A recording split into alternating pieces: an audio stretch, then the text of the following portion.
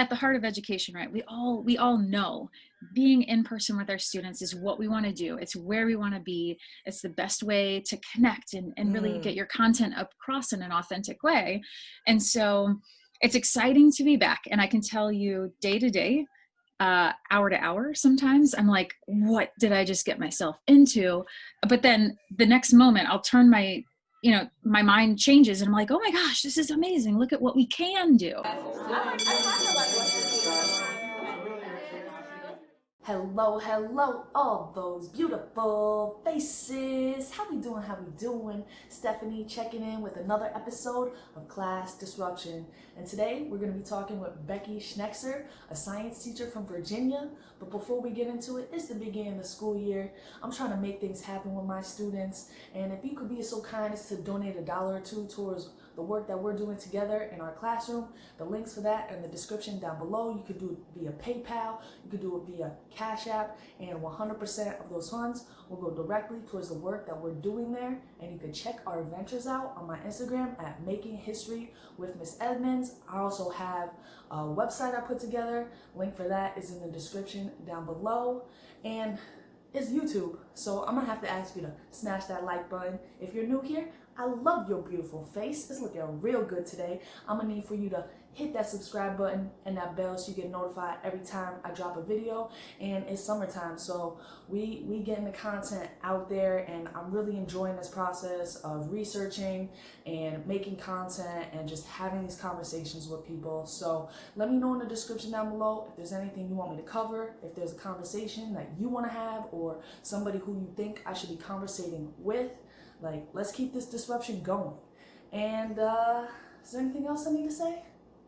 No, I think let's introduce Becky. Like I said, she is a science teacher from Virginia Beach, Virginia, and she works at a small independent school out there. And I asked her to come on and have this conversation after I saw her make a post on Instagram talking about her experience working in person over the summer. Right? They had in-person summer school there. And actually the whole idea behind it was that they wanted to kind of test run their protocols that they would use when they reopen for all of their students. That's right, they're opening fully in-person instruction this fall. And I just loved her whole attitude to it. It was like this can-do attitude, like, yes, this sucks, like in a lot of ways. We have to wear masks, we have to social distance, we have to enforce this new set of rules. We can't engage in a lot of the ways that we're used to, but we can do this. And just to see the way that she stepped up, rose to the challenge, and just really kind of shifted perspective and said, oh, okay, we can't do that the way we used to, but this is what we can do instead. And just coming up with songs to remind about the mask, just having a whole lot of fun. And it's an attitude and perspective that I want to share with more teachers. So I hope you get as much value out of this conversation as I got. And without any further ado, let's meet Becky. Becky, what's going on? Not much, hanging in there. How about you? Yeah, I'm good. You know, I'm real good. I mean, I'm doing summer school, but my situation is much different from your situation. I'm kind of like hanging out at home in my pajamas. Oh, well, most days my son makes me get up, and well, it's actually self-preservation, because if I don't get up and run him down, then he's running around. But you've been teaching in-person summer school. Yeah, we went to 5 weeks of school, and it was really, we called it summer camp. And Okay. and really, I mean, I was teaching all subjects, and it was really meant to kind of test drive all the safety protocols that we're going to be using as we go back in person in the fall, which I say fall, but we're going back in like a week and a half. Yeah. So it's now. So that's what I was doing. And I am a K-5 science teacher, but I'm licensed to teach all subjects. So for summer camp, I was teaching everything except for PE, and seeing what works and what doesn't work along the way. And it's been an interesting ride for sure. So you've been in remote learning for summer school? Yeah, so New York Okay. City, it's 100% remote. It has been, hasn't gone the best, to say the least. Because I mean, I don't know what population of students like you were getting. Were they kids who had to like do makeup work to like get promoted, or they were choosing to be there? Like, I know our kids like need credit, so they were already struggling with online learning. And then you throw them into summer school where they, Exactly. catch 100% up. online. I don't know these kids, like never Yeah. interacted with them before. But was that the situation with your kids? Yeah, no. So I teach at a pre-K through 12 independent school. And so traditionally every summer we have a big summer programs. We have Mm, specialty programs where usually I'm teaching science. So I'm doing like field science expeditions with students, or some students do academic, but it's not like mandatory summer school. They just go and they do their summer work okay.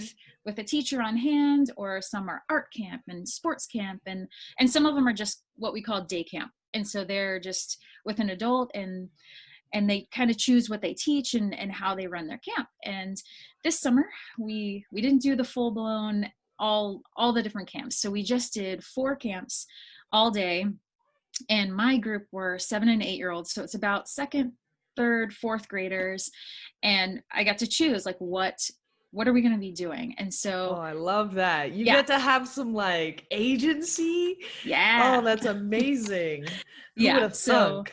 I know, trust educators to do the right thing, and we do the right things, right? This is our craft. This is what we were born to do and what I we've know. been And trained to do. I love that attitude. Like I'm noticing a lot of things right away. Just like, first of all, teaching across the curriculum. I know that's more common for, K to 5 or 6.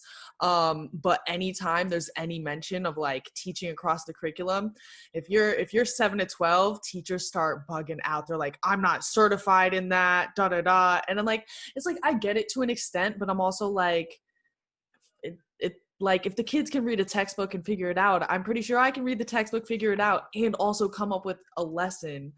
um so I just love that you're being flexible like that. And then the second thing that I noticed was like you were like, oh yeah, we're doing this to like test run protocols. And that's another thing I noticed about teachers is they're always like, oh, I don't want to be a guinea pig. I don't want my kids to be the guinea pig. And you're sitting out here and you're like, oh no, we're totally test running things, seeing what works, seeing what doesn't work. Very science approach, actually. Yeah. um so I just wanted to ask you more about those kinds of things, what are you seeing in school? Like all teachers are out here worried, but you've been back in person for 5 weeks with protocols. So what's working, what isn't working? And like, how are the kids? Like, what is it like to be in a room with kids? Yeah, it's fun. It's really awesome. And I think at the heart of education, right, we all know being in person with our students is what we want to do. It's where we want to be. It's the best way to connect and really Mm, get your content across in an authentic way. And so it's exciting to be back. And I can tell you day to day, hour to hour, sometimes I'm like, what did I just get myself into? But then the next moment I'll turn my mind changes and I'm like, oh my gosh, this is amazing. Look at what we can do.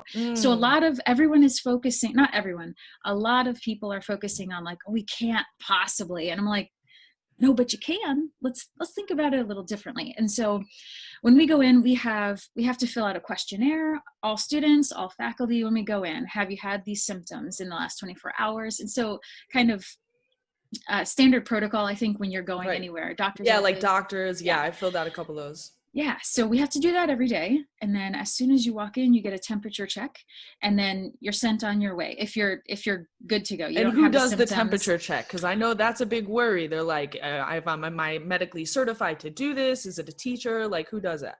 Yeah, so we have these machines. It's kind of like a computer that just Okay. there's like like security cameras, a little Uh-huh. webcam looking Yeah. thing, and you just look at it, and then it takes your temperature. And if it's not sure if you're okay, then a person will come. Our school nurse will come out, and she'll take your temperature manually Okay.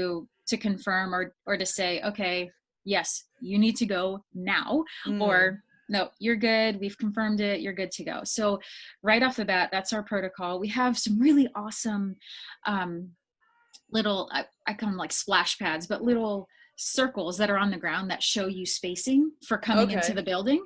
And so we were testing that out too. And the kids love it. It's like a game. They're like, oh, it's almost like hopscotch, or they're like Lava. jumping to the Yeah. next one. So it's yes, class is lava. We should Yes. Yes. definitely use that for these social distancing markers, which is awesome. So we were using that to kind of get a visual. And then once they're in the classroom, everyone has to wear a mask. If you're indoors, mask or face covering, period. There's no I mean, there are medical exceptions to that, but in my class, I didn't have any issues with that. So everyone was face covered the entire time. I think technically, if you're sitting and no one's moving and you're 6 feet away, you can take them off. But we tried that, but then the students were kind of getting, but when do I have it on? When do I have it off? And it got a little chaotic. So then we decided that was one thing, like, no, let's just keep them on. You're inside, keep them on, unless you're eating or drinking. And then we'll take face mask breaks every once in a while. Okay. So if we've been inside for a while, which I tend to not be inside a lot. Like I have my kids outside, so that's awesome. That's nice. But if it's raining, it's storming outside, we can't go, and we've been sitting for a while, I'll say, okay, everybody, mask break. And they know, okay, great, we can take this off, but we can only keep them off if everyone stays where they are for a few minutes so we can take a mask break. So that's been something that we kind of learned along the way. It's a little bit, kids want to touch, right? And I think a lot of educators are touchers, right? We like to hug, we like to pat, we like to high five, whatever, fist bump, all that stuff. So getting used to some of that has been really hard. And especially on Fridays when you're saying goodbye for the weekend and then you go to like, oh, just kidding, like, air hug. Yeah, you're like, I know that's been one thing, like with my son, he's like, can I touch them? I'm like, that would be creepy if I didn't know. But like, he's, when we go places, he like is always like, can we touch him? I'm like, let's not do the touching as much as possible. But that's good to hear that, because I know that was a big concern if people are like, are kids going to keep their mask on? Are they gonna? And I do really think, like, because of the serious nature of everything that everybody's gone through for the past 5-6 months, like, kids are just grateful to be out. So like a mask is a minor inconvenience to be able to have all these other things. So I really think that's somewhat of an unfounded fear. I'm sure there's going to be some issues with mask, but I don't think the majority. Yeah. And I had, of my 8 students, there were 2 that really just any chance they got, it was off. And so you're constantly, is your mask on? I had one student that would keep it below the nose and I was like, hey, but you tap something and they're like, oh, I put it on. So there was a constant, like, is your mask on? Is it on correctly? Right. And so does that make you feel like you're like policing? I saw this thing about like, oh, we're policing bodies now. And like, it's like, I get it, like in an extreme like version of what's going on. Sure. But like, is that really how it feels? No, I mean, some days are better than others. Like there are some days where a student will, we're sitting down to do something, or we just had snack and it's time to put your mask back on, but like now it's a headband, or now it's like a mask and, an eye mask instead of a mouth mask. So, but that's like human nature to be silly and do that. And it can be tiring. You're like, put your mask on, put your mask on, put your mask on. And you find 100 ways to say that. So you're not feeling like the Wicked Witch of the West. you had made a post about like different songs you could sing or different cues. Like I've been really loving all your content. I mean, you always put out great content with all the animals you find wandering around, this and that, but especially just in the context of what's going on now. It's like everywhere I look, it's like fear and like, oh my goodness, and this and that. And it's like, okay, I get it to an extent, but like, I just love seeing like the we can do this attitude, like, let's figure this out. And so I was wondering, because you said, so you're in Virginia Beach, Virginia. I know another teacher who's down there. Immersed, do you know Immersed Learning? I'll have to connect. She lives in Virginia Beach as well. So, but what was I going to say? So you're at an independent school. And so I was just wondering maybe if you noticed any difference between the way that your school is able to respond to this versus the school district. Like I said, here in New York City, my worry isn't so much the plan. Like on paper, the plan looks like every other plan. It's pretty good. They have this and that. I mean, you can, again, pick it apart, ask questions. But my worry isn't the plan. My worry is the people who are implementing this plan. And it's like so big, and how can you come up with a plan for every single school? So what do you see as the difference between what's going on at your, I'm guessing, smaller school versus like the district that's around you, that's much larger, I'm assuming? Yes. So the districts that are around us are huge. So Virginia Beach is really, really big. Chesapeake, Norfolk, Portsmouth, these are really big school systems. And so every single public school system in our area has decided at least the first 9 weeks is virtual. And then they have other options for later. Some are going a semester virtual and then making a decision in January about what happens next. So they're all doing that, but they're huge. Right. Transportation alone would be a huge problem. You know, traffic in the hallways, we have a lot of protocols. Our school is smaller. It's about 1,000 students from pre-K all the way to 12. And we still have already figured out, like, all right, we're going to have to stagger starts and ends. We're going to have to stagger releasing class to class, because once you get in middle and upper school, right, you change from history class to math class to all of these different things. So trying to do that with a large school system, I don't see it happening. And we saw recently on Twitter in Georgia, like, they're already seeing issues, but that's a whole different ball of wax, I think, because they have masks optional. And I wholeheartedly disagree with that. I think face coverings needs to be a thing. It needs to be mandatory. So, and I see where people are saying, well, it's going to feel like we're policing people. But it's the same thing as, rules for safety, running in the hallway, right? Right. We have to control that. And we have to say, like, hey, you could skip. I think I'm a bad offender for running in the halls. Hey, I'm always running to the copy room, like, real quick. I'm like, real quick, I'll be right back. Like, yeah, you apologize the whole way. You're like, sorry, I gotta go. It's okay. But it's the same things. It's we. At the Rock, I saw people having a party. They were having parties at the beach. No, it's on. Oh, on the rocks. And there was cake, and somebody dipped their head. Their head in the cake? What? I missed that. Yeah. It was so fun. I don't know what prompted that. Probably something on TV. No, it was real when we went to the park. It's awesome. So what were we saying? We're talking about, going back to school, the difference. Okay, and so for your school, you said you're having staggered start times.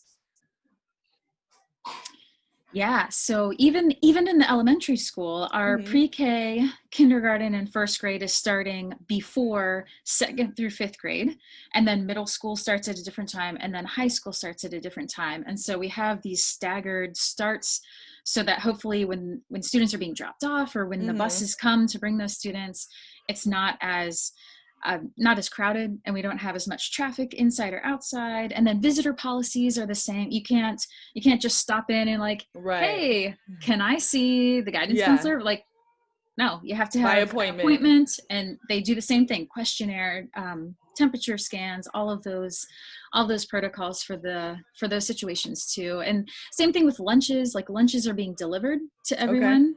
We're ordering ahead of time, and so a box comes with your name on it, and it's one of those, like, that's what you ordered. So it's not like this isn't Burger King. It's not have it your way, like that's what you ordered. So that's what you're getting.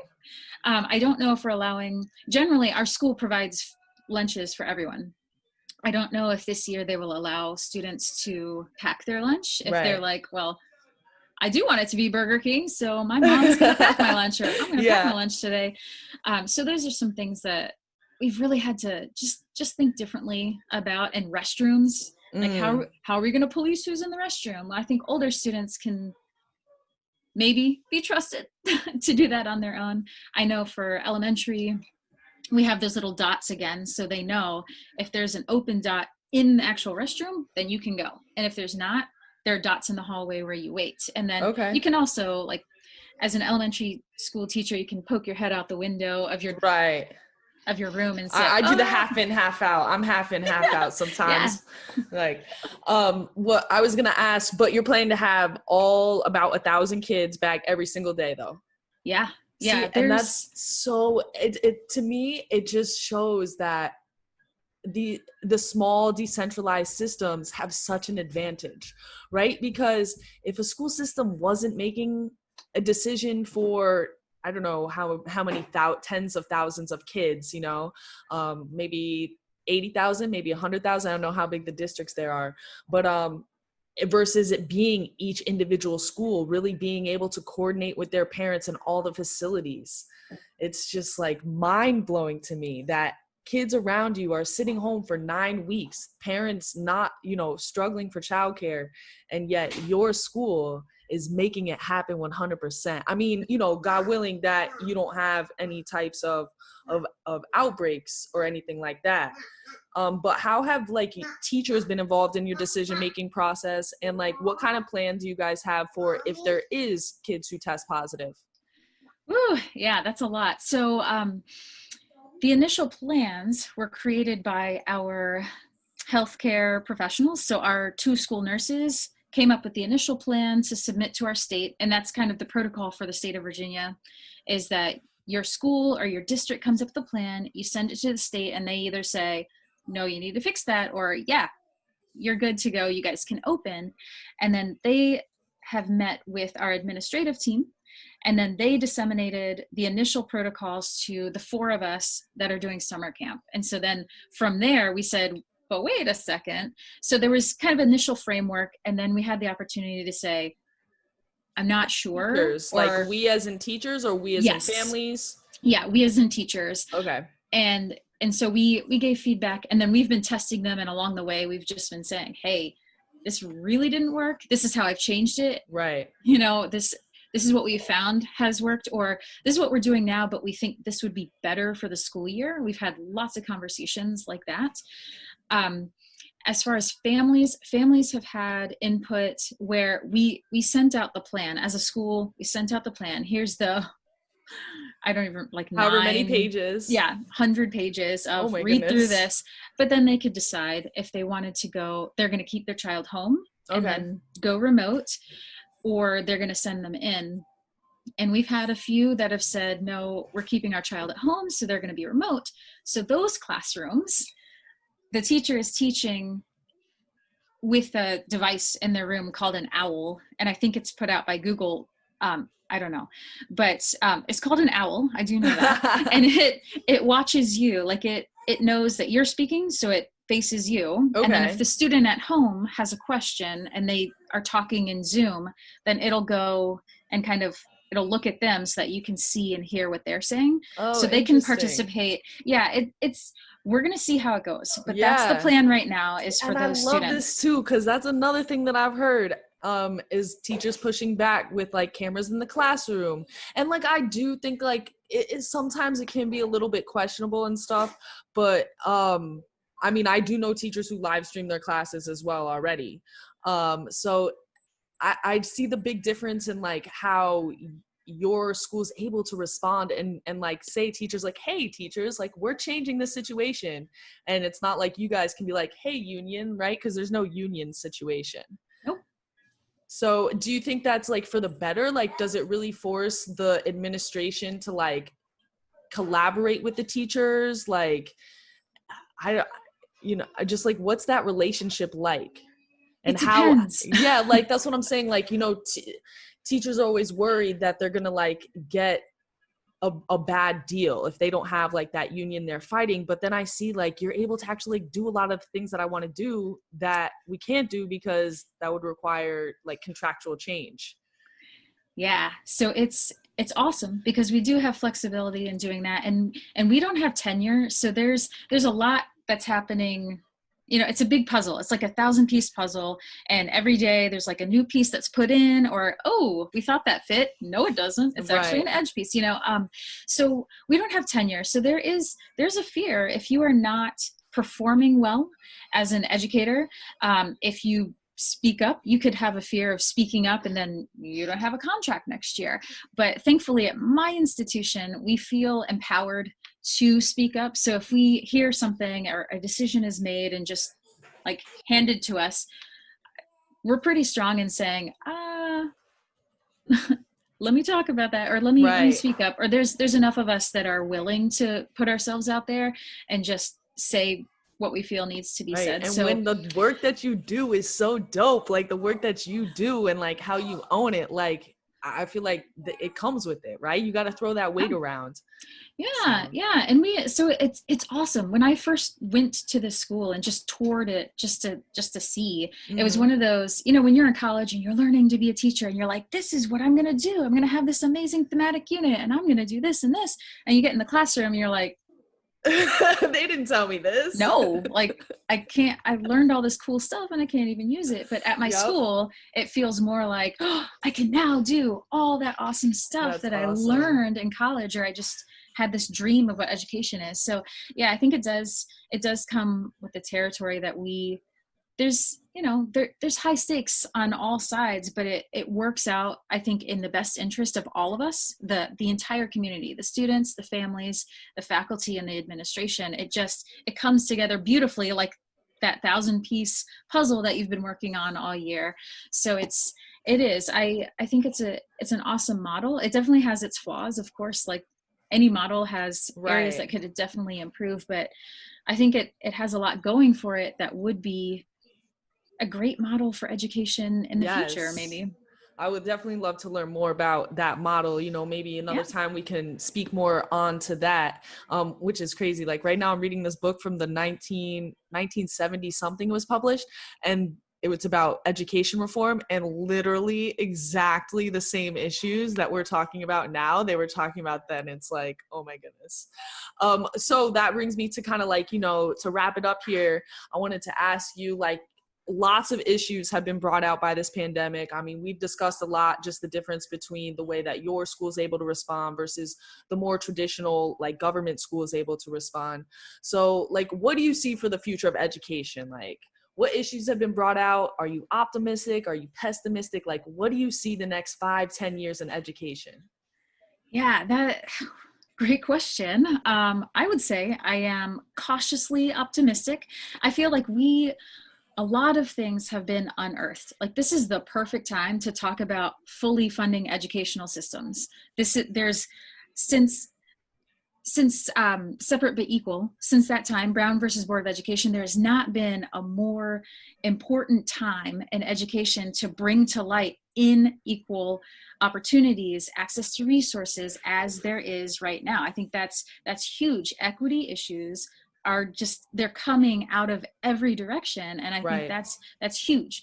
So I am optimistic that some of these issues that are coming out are going to get seen, hopefully, and we're going to be looking for opportunities to fix those, opportunities to grow those. I also think the importance of supporting educators and supporting family units and supporting collaboration is so important, and we're seeing that now, right? In the spring, when we were all scrambling, like, oh my gosh, remote learning, and the families were like, oh my gosh, educators, we had no idea that this is all that goes in behind the scenes. And that's how students act. Like, they've seen into every one of our classrooms, and they've heard us repeat the directions 20 times, and they've seen their own child interact or not interact and get distracted or whatever the situation is.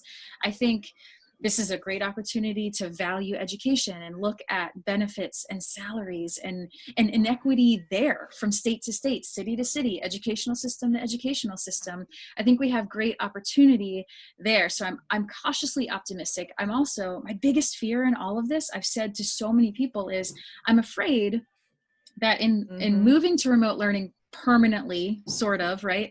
Or having all these rigid safety protocols that are necessary for us to get back to school, it's going to be an excuse to be like, oh, I can't do small group instruction. Like, shucks. No, like, that's not acceptable. Yes, you absolutely can. Does it look different? Yep. Is it a little more challenging? Yep. But you can do it. And so I'm just afraid that there's going to be a movement that's the opposite of what we've all been trying to do. We're trying to disrupt education, right? For the better, you're right? I love that. Disrupt science, class disruption. Yes, we're looking to disrupt the norm. And so I'm hoping that we don't use these safety protocols as an excuse, or, well, it's okay that teacher A, did such and such because of the situation. No excuses. We need to move forward. We need to think differently, think creatively, and use this momentum to move forward and think about what we can do, not what we can't. So I'm very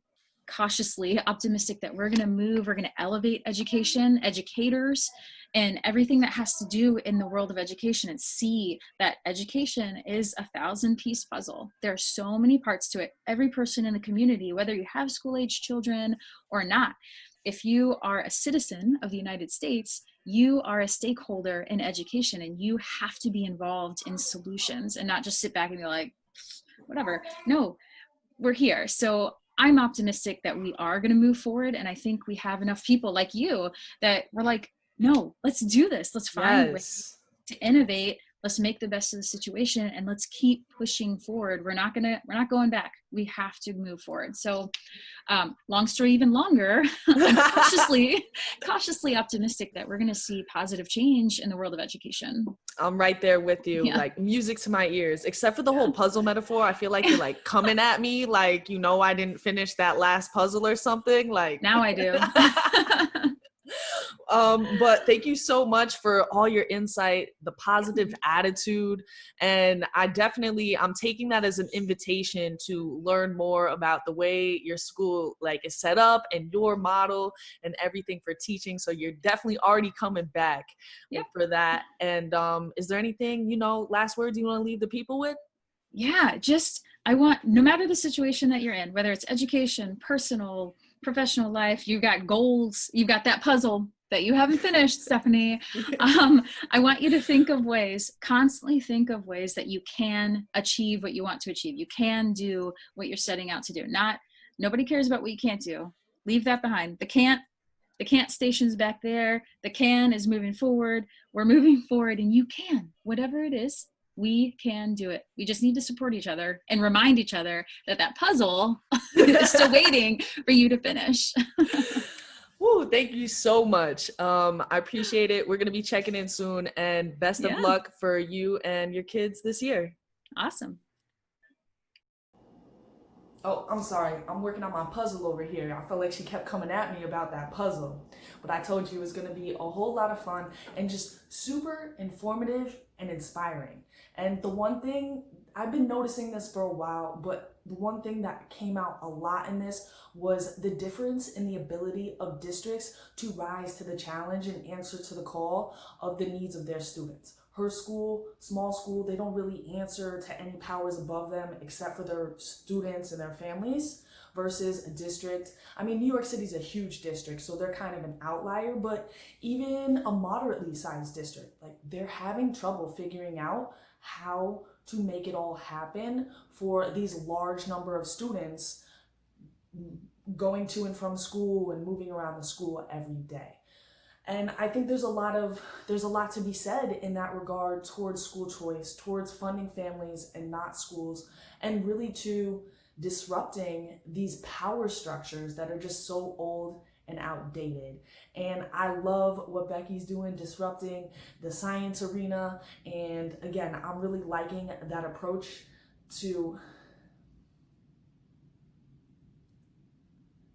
and I just want to amplify that energy and spread that type of disruption across the whole system. So let's keep it going. Make sure you follow Becky on Instagram and on Twitter @Schnekser. Links are in the description down below. Hit that like button for her. Hit it 5 times over. Show that energy out here. And if you're new here, we love your beautiful face. Hit that subscribe button. Hit that bell so you get notified every time. And like I said, more great content coming your way just like this very soon. And of course, make sure you share this video. Keep spreading that disruption all around the globe. We need to make these conversations normal, everyday dinner table conversations, getting the parents, the families, the teachers all involved, all on the same team. Let me know in those comments down below, what is it that you view for the future of education, and what is it that you learned from this conversation with Becky? What are you taking with you and you're going to try to use in your classroom? We got a big year in front of us,